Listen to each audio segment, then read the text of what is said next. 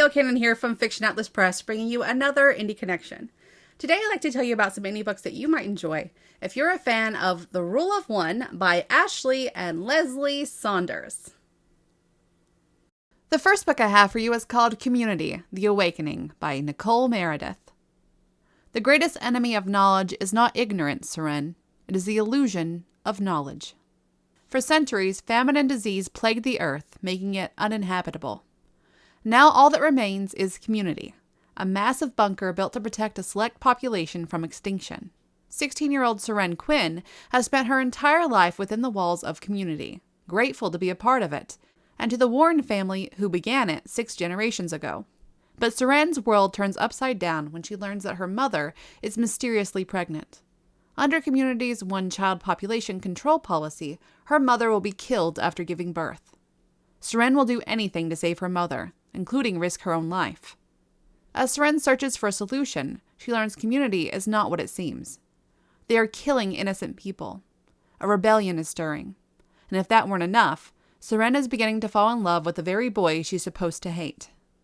If Seren is going to save her mother, she will have to make a fateful decision: liberation or love.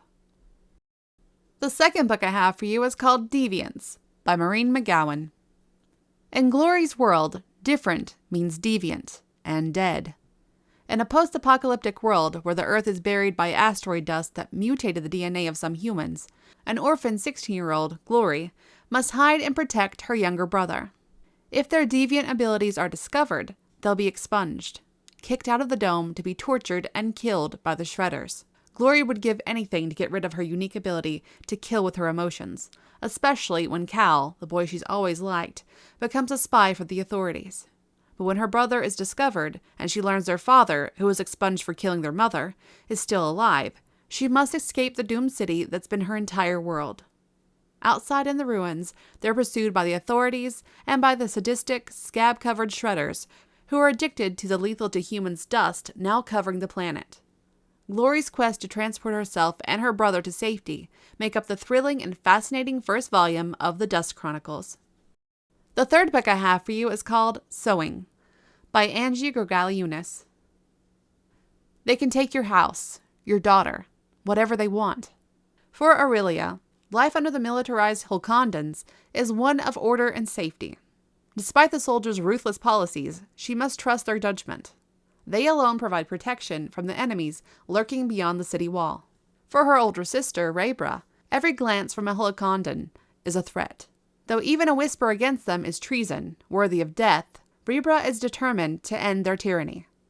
Joining an underground resistance is her only hope, until she realizes she doesn't know the people she's aligned herself with at all.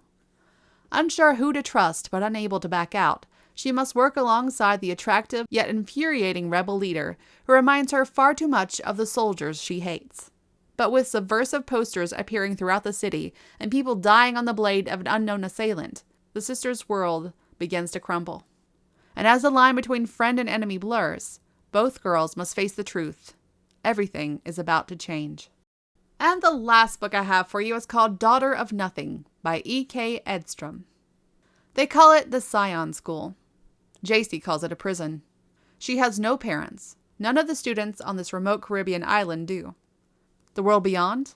Destroyed by an asteroid impact long ago. So what happens after graduation? The last class walked into the medical ward and were never seen again.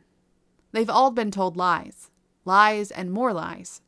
JC hates herself for believing them for so long. They've trained her body and mind to peak condition. For some purpose. But what? Do they expect her to walk meekly into whatever happens in the medical ward? No. She will take it by storm, full of fury, and she will rip the Scion School apart to save herself and her friends, to discover who she is and what she is.